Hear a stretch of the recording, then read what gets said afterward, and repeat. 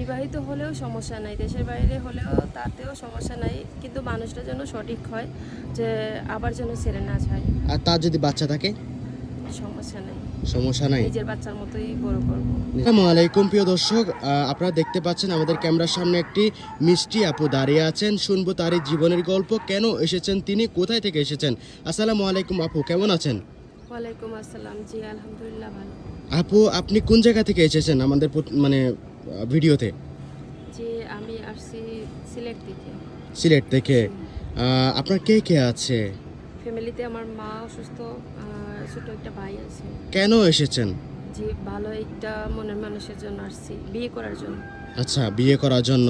প্রতারণা করবেন না তো? জি না, আচ্ছা, অনেকেই বলে প্রতারণা করে। অনেকে করে হয়তো, আমি জানি না ভাইয়া, আসলে যা যে যেরকম হাতে পাঁচটা আঙ্গুল তো আর সমান না, সব মানুষও এক না। আচ্ছা, কেমন স্বামী চাচ্ছেন? নামাজি।